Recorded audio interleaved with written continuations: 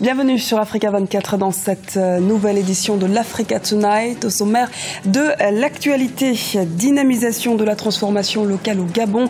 Ce vendredi, le chef de l'État, Ali Bongo Ondimba, a donné le coup d'envoi du complexe métallurgique de Moanda, bâti sur une surface de 50 hectares. Les précisions dans ce journal.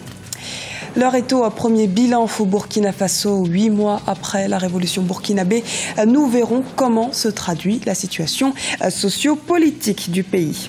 Et puis, immersion au cœur de l'artisanat béninois avec la découverte de l'art de la vannerie, longtemps peu considéré. Aujourd'hui, la donne a changé. La ronce travaillée s'est imposée au sein de plusieurs objets du quotidien. Mais avant de développer ces titres, sachez qu'à Madagascar, le président R. Razaona Rimanpian reste à la tête de la grande île.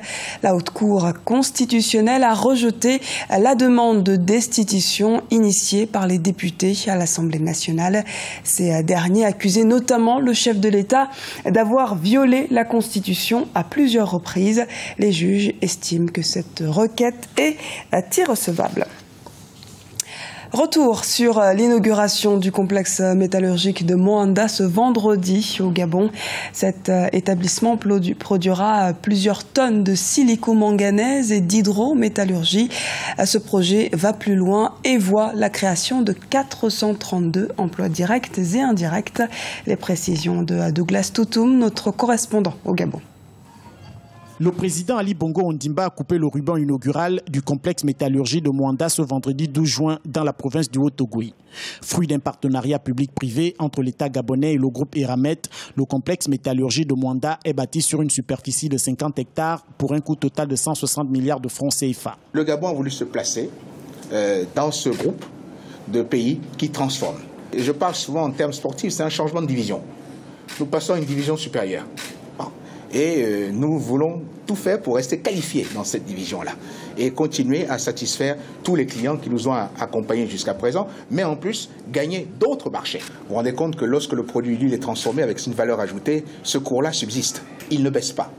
Donc c'est une plus-value pour nous. Le complexe comprend 2 grandes unités, à savoir une usine de pyrométallurgie composée de 2 grands fours électriques. Elle produira 65 000 tonnes de silico-manganèse par an avec une teneur en manganèse de 65%. La deuxième unité est une usine d'hydrométallurgie avec une unité d'électrolyse qui permettra de produire 20 000 tonnes de manganèse métal par an, dont la teneur en manganèse est de 99,7%. Après la mise en service au début des années 2000 du complexe industriel de Moanda, qui représentait déjà un premier pas dans la transformation du manganèse, la réalisation de ce complexe métallurgique vient ainsi prouver, une fois de plus, l'engagement du groupe Eramet au Gabon, mais aussi le dynamisme de notre filiale Comilog, qui contribue par cet nouvel investissement majeur au développement de l'activité économique de votre pays. Le complexe métallurgie permettra la création de 432 emplois directs et autant d'emplois indirects. Les travaux du complexe métallurgie avaient été lancés le 7 avril 2009 par le défunt président Omar Bongo Ondimba. L'exploitation du manganèse gabonais, dont la transformation locale a été lancée le 12 juin 2015, a débuté dans les années 60. Naissance d'une nouvelle plateforme politique au Congo-Brazzaville. Alternance 2016 de son nom a été créée par René-Serge Blanchard-Oba, un proche du président Denis Sassou Nguesso. Elle regroupe pourtant tout ce qui s'oppose à un changement de constitution. Son objectif est clair. La plateforme a pour ambition de déclencher l'alternance lors de la prochaine échéance électorale. Parmi les participants, le Front républicain pour le respect de l'ordre constitutionnel et l'alternance démocratique, le FROCAD, ainsi que des membres de la société civile. Quel bilan tiré des avancées politiques au Burkina Faso? Le Premier ministre burkinabé Isaac Yacouba Zida a tenté d'y répondre ce vendredi devant les députés du Conseil national de la transition. Après 8 mois de gestion du pays, que faut-il retenir? Élément de réponse avec Wendiam Valentin au Compaoré, notre correspondant au Burkina Faso. et de la corruption. Le Premier ministre Yacouba Isaac Zida face aux députés de la transition. Devant les parlementaires ce vendredi 12 juin 2015 à Ouagadougou, le Premier ministre a prononcé son discours sur la nation. Un discours qui dépeint la vie sociopolitique et économique du pays autour de 4 axes, dont la perte d'emploi causée par l'insurrection populaire. Une situation à laquelle le gouvernement tente de remédier avec la création de nouveaux emplois. Depuis la période de transition politique, le financement de la formation continue, de l'apprentissage et du perfectionnement ont permis à 1304 femmes et jeunes de bénéficier d'un renforcement de capacité. Monsieur le Président, honorables députés, la dynamique de formation de l'emploi s'est traduite par le recrutement de 71 037 jeunes pour les travaux à haute intensité de main-d'œuvre, auxquels s'ajoute l'engagement de 2133 jeunes. La diaspora burkinabé ne participera pas à ce scrutin. C'est ce qui ressort du discours du Premier ministre. On note aussi la baisse du taux de croissance à 4% au lieu de plus de 5% attendu. Un discours diversement apprécié. Je pense que jusque-là, je n'ai pas entendu un autre son de cloche au niveau donc, des autorités. Et aujourd'hui, le discours va dans le sens de ce qui a été toujours dit, le respect de l'achat à la transition. Les questions liées donc aux insurgés de 30 et 31 octobre qui sont décédés, on ne les a pas classés parmi les crimes de sang.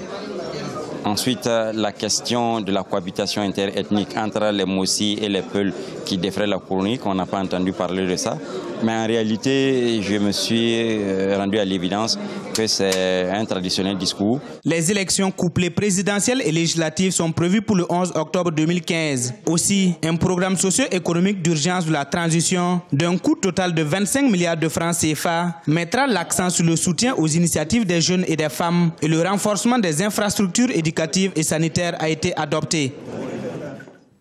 Au Bénin, comme un peu partout en Afrique, l'artisanat tente de pérenniser ses activités au fil des années. C'est notamment le cas des métiers autour de la vannerie. Aujourd'hui, ce secteur connaît un développement croissant grâce à une forte adaptation au marché, notamment au Bénin. Reportage de notre correspondant à Cotonou, Lefty Ounou. La conception des meubles artisanaux à travers la vannerie valorise les artisans. La vannerie, un métier autrefois très peu considéré par le public, se laisse découvrir. Les meubles issus de cette technique artisanale traditionnelle intéressent de plus en plus de personnes et sont devenus générateurs de revenus pour les artisans. Sans vous mentir, aujourd'hui, ça a commencé par marcher plus que les meubles en bois. Surtout, nos meubles sont des meubles moins encombrants. C'est très léger. On peut changer la couleur plusieurs fois. 3, 4 fois même, tu peux changer la couleur d'un meuble. Ces meubles artisanaux sont commercialisés sur place et parfois exportés. Les modèles conçus et exposés séduisent plus d'une personne. Ces meubles-là, non seulement ne donnent pas la chaleur, comme d'autres que nous connaissons, deuxièmement, qui durent 10 ans, 15 ans si vous les entretenez correctement. Donc, non seulement économique, parce que je mets, mais social, parce que je mets ces artisans ouvriers béninois, togolais, tout ça, africains au travail. Présents sur presque toutes les artères de la ville de Cotonou, les ateliers de vannerie s'imposent de plus en plus au public avec à l'appui une main-d'œuvre abondante. Patrons et ouvriers en tirent désormais profit. En faisant ça, tu peux trouver l'argent pour nourrir ta petite famille, ta femme, les enfants, toi-même. Et tout ce que tu as dans ton idée, tu peux construire. Tu peux payer terrain avec ça, avec ton argent, puis rester dans ça. C'est un métier qu'on trouve l'argent dedans. Les vanniers ne produisent pas que des meubles, mais aussi d'autres produits pour s'adapter à l'évolution du marché. Au Bénin, l'artisanat contribue à hauteur de 11% au produit intérieur brut. Ce journal a été réalisé par l'ensemble de la rédaction. Merci pour votre fidélité. Retrouvez dans un instant une nouvelle édition de l'Africa Tonight sur Africa 24.